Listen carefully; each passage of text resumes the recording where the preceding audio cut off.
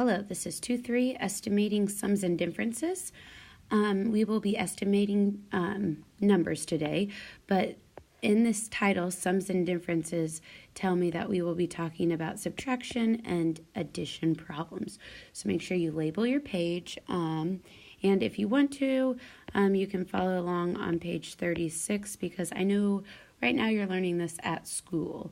If you're at home, you don't need the book. All right, so I do want you to put this in your spiral. Today we will be, Today we will be rounding each number to the nearest whole number. So if I had 22.8 minus 13.9, that's not the easiest thing to do in my head or on paper because I have to borrow and I have to move some numbers around.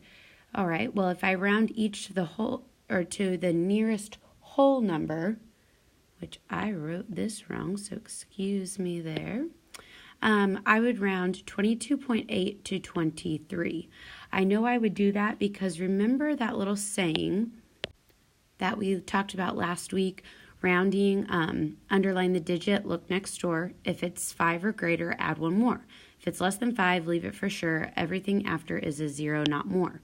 So if you look here, I can tell that 22 is my whole number and I'm rounding to the nearest whole number. So I look at this whole number, I look next door, it's 5 or greater, so I need to add one more. So I got it up to a 23. Then this 13, I look next door, it's 5 or greater, I add one more, so 14. And then we have 23 minus 14 equals 9.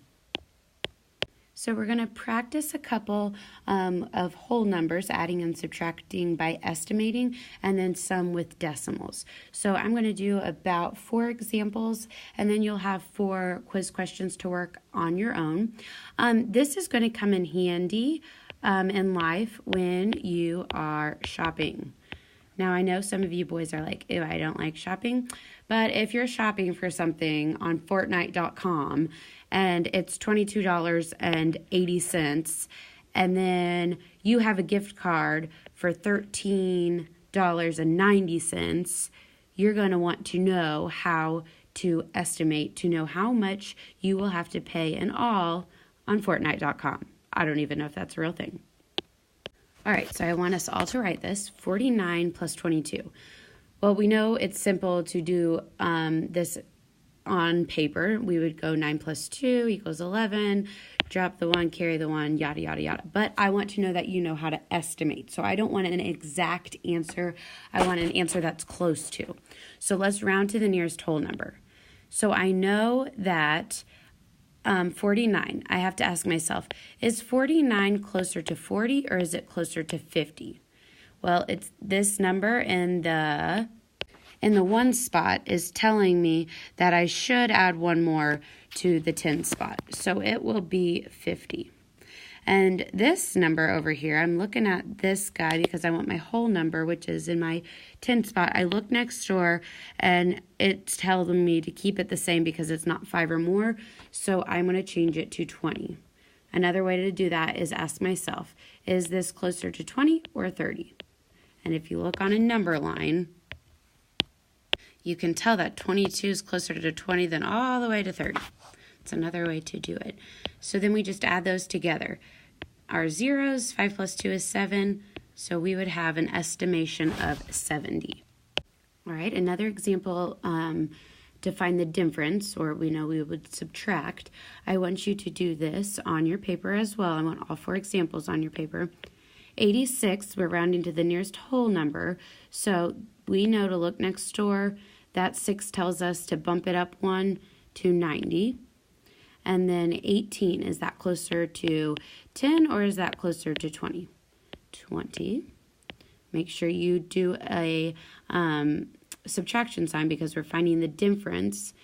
And we would drop down our 0. 9 minus 2 is 70 again. So when we're just doing whole numbers and not decimals, you basically want to look in your 10 spot and look over to the right to add or to tell us whether we round up or leave it the same. Now for decimals, which is our next problem, And I do want you to write this. But on decimals, we look at the whole number in all. The whole number in all. And then we look to what's behind the decimal to tell us whether we round up or not. So in your spiral, I do want you to write it like this, because sometimes the book or your worksheets or test will want to trip you up and it will write it like this.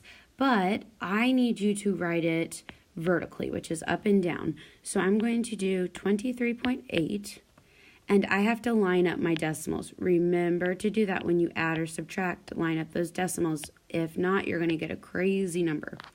All right, but remember we are rounding. So I'm going to look at this number, or this whole number, and I'm going to look to the right. It's 5 or more, so I'm going to add one more to make this 24.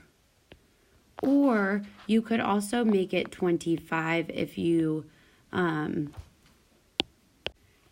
using compatible numbers, which just means you're using the easier numbers.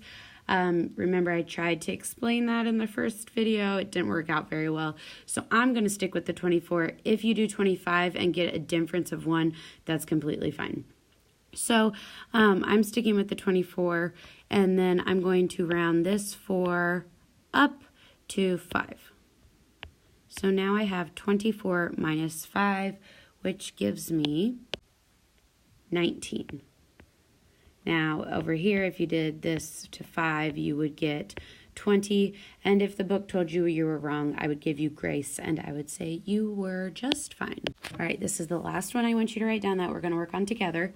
Remember to put it vertically, and we need to line up the what? We need to line up the decimals or it totally won't work out. All right, so we are going to round. Let's round this 87. What's it telling us to do? This 2 is telling us to just keep it the same. So it can be 87.0 or just 87. And then this 3, this 9 is greater than 5, so it's telling us to change it to a 4. We can add the 0 and the decimal, we don't have to. And we are adding 7 plus 4 would give us our 11. 8 plus 1 is 9. We can add drop down the decimal and add the 0, or it can just be 91. All right, I'm going to give you 4 to do for quiz questions. So remember on these problems, do not give me an exact answer because you are estimating, so I shouldn't have an exact answer. So your first quiz question, 79 plus 32, I want you to go ahead and put that in your quiz question box. Now to solve this one, I know to round this up to an 80 because that 9 tells me to round up, and I know to keep the 32, it's closer to 30, not 40. And then I add them up real quick in my head, and 8 plus 3 is 11, so I get 110. Now the second one, make sure you use estimation. Now I can look at these two numbers and look over, or I could ask myself, is 788, is that closer to 800 or 700? Well, 800. And 572, you could just look at this number and look at the 7 and know to round it up. So my hint to you is if you have a 3-digit number, just look at this number and then round up. So if the 7's in the middle, round up, and we're going to round up to 600. So remember, we want to have whole numbers, and then we get 200. 2 more with decimal points. The first one I want you to try is 2.9 plus 3.9. So in solving this, I look at the whole number, I look over behind the decimal. It's 5 or more, so I add one more, 3. And this 3 gets rounded up to a 4. 3 plus 4, 7 should have been your answer. Now number 4 is 7.28 minus 1.32. Now my first step would be to write it vertically. Then I need to round. And I would round my 7.28 just to a whole number 7 because this 8 would... If I'm just looking at my whole number, this 2 does not move my 7 up to an 8. And if I look at this one, it does not move, that 3 does not move my 1 up to a 2.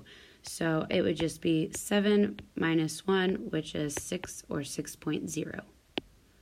I hope you found that easy peasy. If not, come back at the back table and work with me. Okay, bye!